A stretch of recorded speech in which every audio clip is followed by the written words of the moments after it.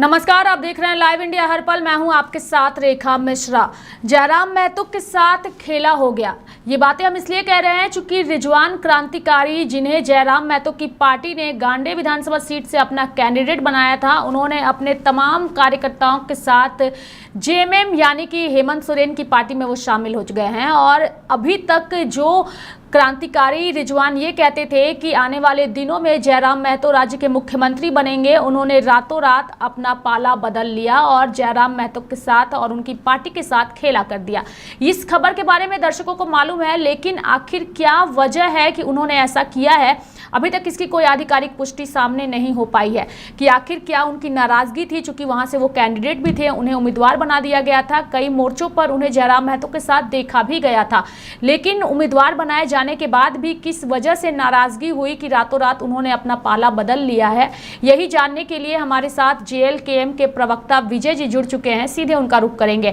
विजय जी, चूंकि ये खबर तमाम मीडिया हाउस में लगातार चल रही है, सोशल मीडिया पर भी ये खबर वायरल है, लेकिन आपसे हम यही जानने की कोशिश करेंगे कि आखिर ऐसा क्या हुआ कि आपका उम्मीदवार जेएलकेएम का साथ छोड़ करके जेएमएम में चला गया। सवाल काफी सिंपल है, मैं चाहूंगी कि आप इसका जवाब दीजिए। देखिए, सबसे पहली बात कि आपके दर्शकों को जोहार करता हूं, और जो आप कारण हमसे पूछ रहे हैं, कारण तो बताना चाहिए रिजवान जी को कि रिजवान कलंककारी ने क्यों छोड़ा है जेएलकेएम, क्यों उन्होंने पाला बदला है और ये कलंकित करने वाला कारनामा उन्होंने क्यों किया है।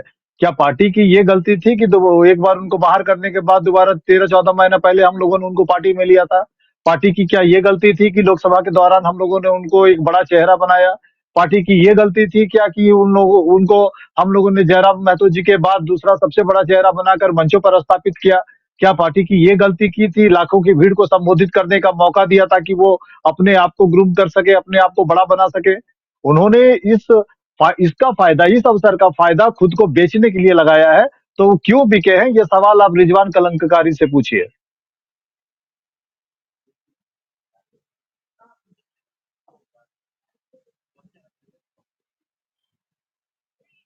हम अपने दर्शकों को सुनाएंगे, चूंकि ये वीडियो कुछ दिन पहले का है, जिस वीडियो में रिजवान क्रांतिकारी और जयराम महतो दोनों नजर आ रहे हैं। पहले उस वीडियो को अपने दर्शकों को एक बार सुनाते हैं। वो शरीर एक जान, एक टाइगर जयराम, दूजा क्रांतिकारी रिजवान। प्रेमचंद लिखे ईदगाह, प्रेमचंद लिखे ईदगाह, रघुपति राघव गाए रस खान, दो शरीर एक जान, एक टाइगर जयराम, दूजा क्रांतिकारी रिजवान। ये हरे कृष्ण हरे राम, गिरिडीह हो गया है पूरा जयराम जयराम जयराम। वो शरीर एक जान, एक टाइगर जयराम, दूजा क्रांतिकारी रिजवान। प्रेमचंद लिखे ईदगाह, प्रेमचंद लिखे ईदगाह, रघुपति राघव गाए रस खान, दो शरीर एक जान, एक टाइगर जयराम, दूजा क्रांतिकारी रिजवान। ये हरे कृष्ण हरे राम, गिरिडीह हो गया है पूरा जयराम जयराम जयराम। वो शरीर एक जान, एक टाइगर जयराम, दूजा क्रांतिकारी। तो एक तरफ टाइगर जयराम और दूसरी तरफ क्रांतिकारी रिजवान, इस जोड़ी को जेएमएम ने तोड़ दिया है, और इस जोड़ी के टूटने का कितना नुकसान जयराम महतो को उठाना पड़ सकता है, यही सवाल सभी के जेहन में है। विजय जी, आपसे भी यही सवाल है कि टाइगर जयराम एक तरफ और दूसरी तरफ क्रांतिकारी रिजवान, ये जोड़ी अब टूट चुकी है क्योंकि क्रांतिकारी रिजवान ने जयराम का साथ छोड़ दिया। आप जो वीडियो दिखा रहे हैं, इस वीडियो में भी एक बड़ा संदेश है। शब्दों के जरिए जिस भावना को टाइगर जयराम महतो आत्मीयता से बोल रहे हैं, जिस भाव के साथ बोल रहे हैं, उस भाव का भी मान रिजवान कलंककारी ने नहीं रखा है। उसको ये बात समझनी चाहिए थी कि टाइगर जयराम महतो जी ने उन पर भरोसा किया, संगठन ने, कार्यकर्ताओं ने उनको हाथों हाथ लिया और एक बड़ा चेहरा बनाया। उस पार्टी के साथ गद्दारी करके उन्होंने अपने कौम के साथ गद्दारी की। उन्होंने एक तरह से मुस्लिम समाज के साथ भी उन्होंने गद्दारी की है। एक कलाल जाति से आने वाला व्यक्ति जो संभवतः खतियानी भी नहीं था, हम लोगों ने प्रश्रय दिया, और अंसारी बहुल झारखंड में एक ऐसे व्यक्ति को हम लोगों ने आगे बढ़ाने का काम किया जिसका संगठन में भी विरोध हो रहा था। बट टाइगर जयराम महतो जी ने उनको सब चीज को दरकिनार करते हुए आगे बढ़ाया, उनको मौका दिया, और उसका ये सिला मिला है। हमको लग रहा है कि बहुत सारे लोगों की जो वफादारी है वो संदेह के घेरे में होगी, और जिस ढंग से रिजवान कलंककारी ने ये काम किया है, हमको लग रहा है ये कौम को कलंकित करने वाला। वो खुद के लिए उन्होंने अपना गड्ढा खोदा है, उन्होंने अपने आप को बेचा है संगठन के साथ। ये गद्दारी उनको महंगा पड़ेगा। झारखंड के लोग ऐसे लोगों पर विश्वास नहीं करेंगे। उनके जाति, उनके कौम के लोग अब उनको विश्वास नहीं करेंगे। कौम के लोग उन पर विश्वास नहीं करेंगे। लेकिन एक सवाल ये भी रहेगा कि जो जयराम महतो एक आंदोलन से उतर करके सामने आए हैं, वो हमेशा कहते आए हैं कि हमारी पार्टी में ऐसे नेता हैं जो खास तौर पर झारखंड की माटी के लिए सोचते हैं, यहाँ के लोगों के लिए सोचते हैं। लेकिन आखिर इस तरीके से अगर JLKM के भी नेता एक दल से दूसरे दल में जाएंगे तो फिर जयराम महतो का वो संदेश जनता तक कैसे जाएगा? विजय जी, ये भी एक सवाल है। देखिए, राजनीति में इस तरह की दुर्घटनाएं होती रहती हैं। कहीं कहीं आदमी को पहचानने में चूक होता है, बट हमको लग रहा है कि जयराम महतो जी आदमी पहचानने में माहिर हैं। कई कार्यकर्ताओं ने जब दोबारा रिजवान क्रांतिकारी को, इसके अंदर मैं बार बार क्रांतिकारी कहता हूँ, एक आदत सी बन गई है, बट उस कलंककारी को जब हम लोगों ने आगे बढ़ाने के लिए और दोबारा संगठन में शामिल करने के लिए जयराम जी से पैरवी की थी, तो उस वक्त भी उन्होंने कहा था कि ये व्यक्ति भरोसे के लायक नहीं है। उस मीटिंग में मैं था और मुझे याद आ रहा है जयराम महतो जी का वो शब्द, उन्होंने कहा था कि ये व्यक्ति भरोसे के लायक नहीं है, ये गद्दारी करेगा। और वो बात सच हुआ है। जयराम महतो ने जो कहा था उस दिन, वो बात आज सच साबित हुआ। ये व्यक्ति सच में भरोसे के लायक नहीं था। हम लोगों ने दोबारा इनको मौका दे करके बहुत बड़ी भूल की है। अपने कार्यकर्ताओं से भी हम लोग क्षमा मांगते हैं कि ऐसे लोगों के कारण उनको भी आज दुख हो रहा है, उनको भी आज नुकसान उठाना पड़ रहा है। बीजेपी और JMM के बीच ही लड़ाई जो है वो साफ तौर पे नजर आ रही थी। लेकिन जयराम महतो को कोई भी पार्टियां अपने प्रतिद्वंदी के तौर पर स्वीकार नहीं कर रही थी, ना ही मंचों से उनको लेकर के सीधे तौर पर हमला बोला जाता था। लेकिन अंदरूनी तौर पर एक डर जो है वो जयराम महतो से साफ तौर पर नजर आ रहा है पार्टियों को, और यही वजह है कि उनके साथ भी अब खेला शुरू हो चुका है। बिल्कुल आप सही बोल रही हैं और आपका आकलन एकदम सही है कि भले ये लोग स्वीकार ना करते हो कि जयराम महतो कोई फैक्टर है, बट ये लोग मानते हैं कि जयराम महतो और JLKM भी फैक्टर है।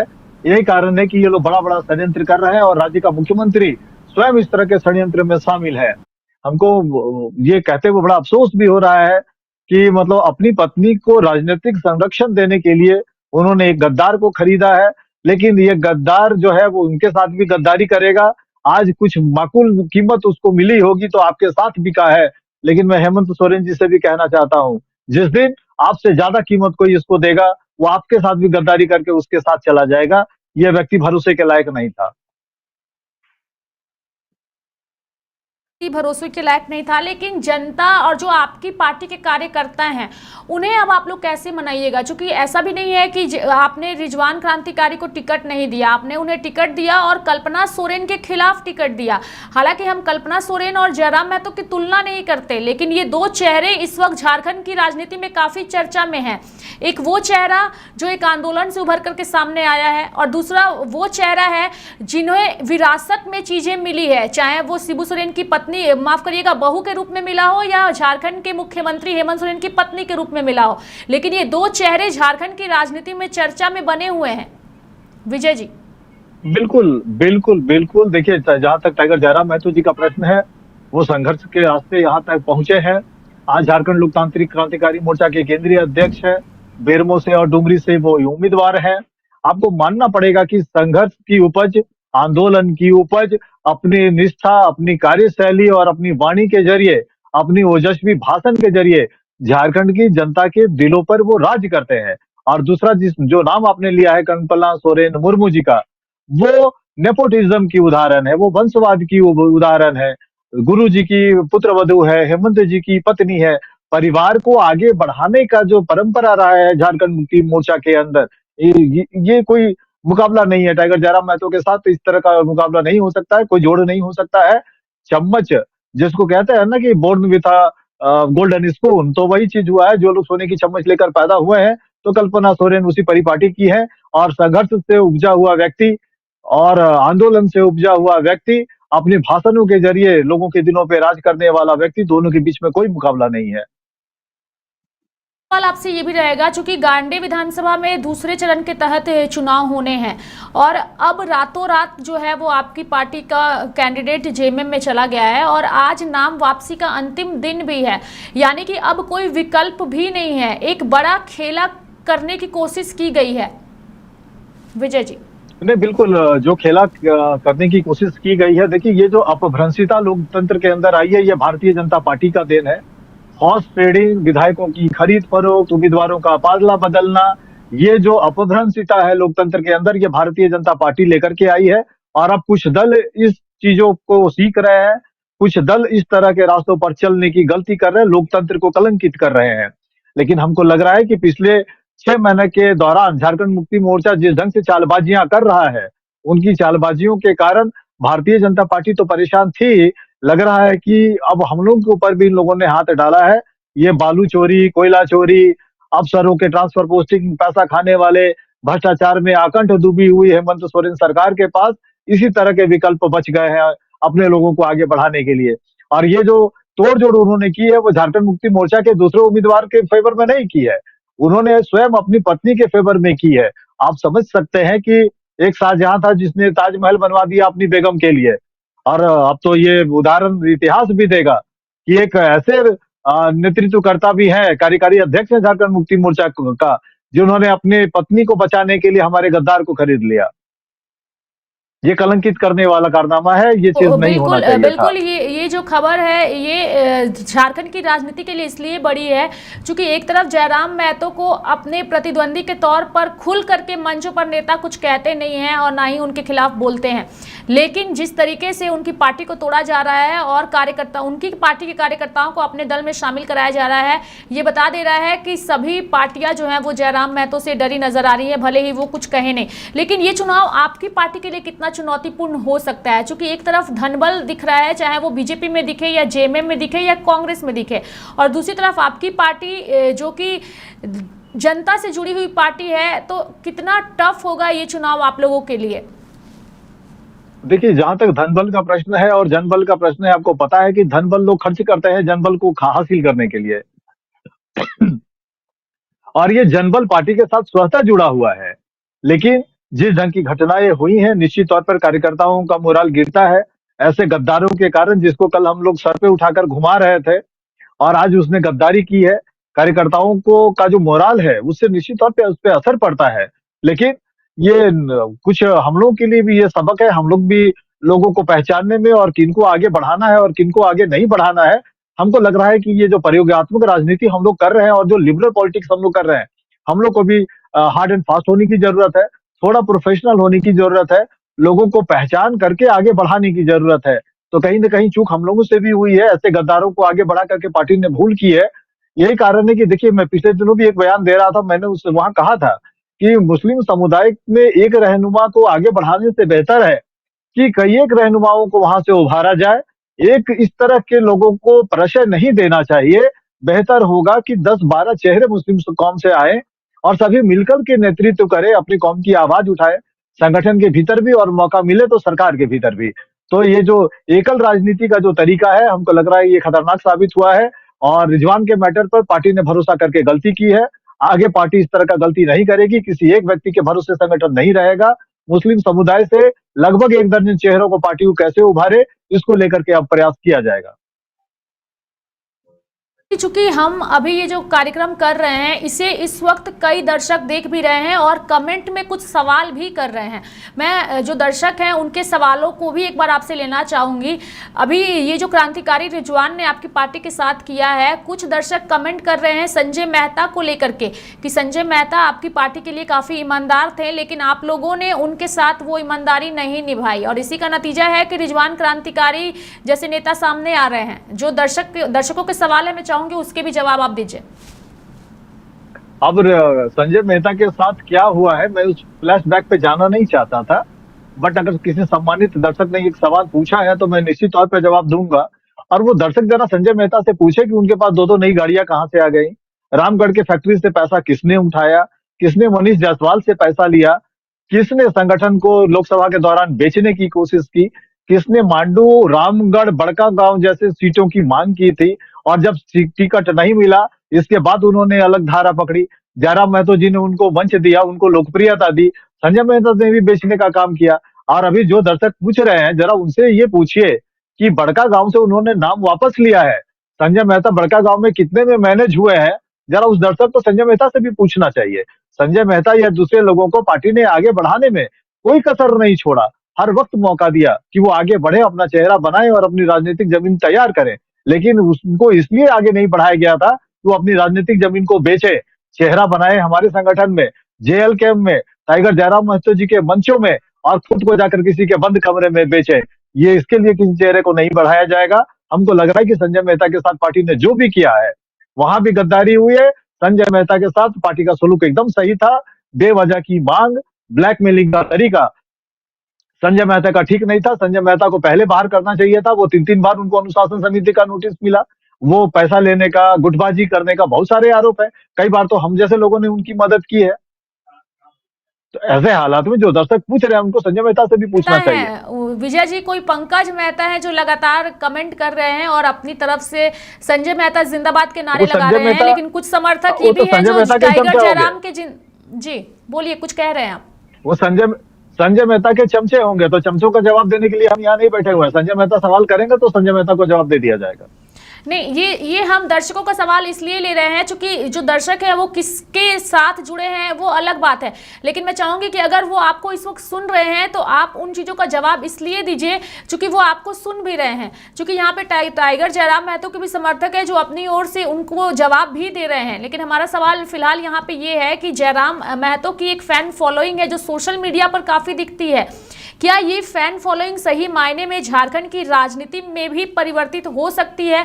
और ये जो मुख्यमंत्री सोशल मीडिया पर जयराम महतो बन के बैठे हुए हैं, क्या हकीकत में भी बनेंगे? विजय जी, ये भी एक बड़ा सवाल है।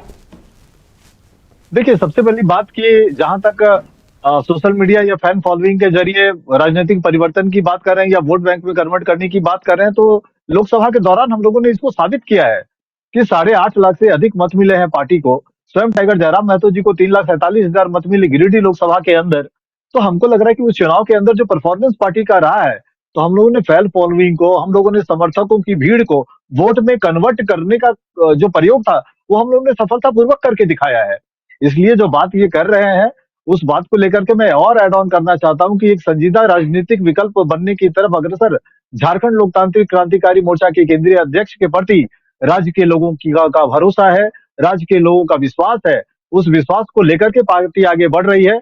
कुछ जय चंदों के कारण पार्टी पे कोई फर्क नहीं पड़ेगा। ये साथ से टूटे हुए वो पत्ते हैं जो खुद मिट्टी में मिल जाएंगे। आज संजय मेहता को पूछने वाला कौन है? कल रिजवान क्रांतिकारी को भी, ये जो रिजवान कलंककारी है, इसको भी लोग भूल जाएंगे।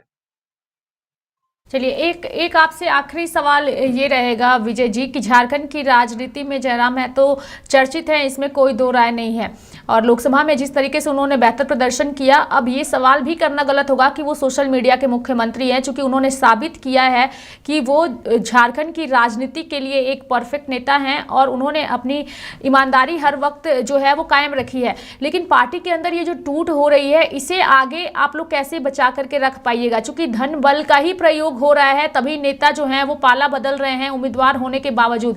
इसे आगे कैसे कायम रख पाइएगा अपने नेताओं को, ताकि वो आपकी पार्टी के साथ बने रहें? देखिए, इसको पार्टी में टूट आप नहीं कह सकते हैं। कोई अगर कहीं जाकर के बिक जाएगा तो संगठन उसमें क्या कर सकता है?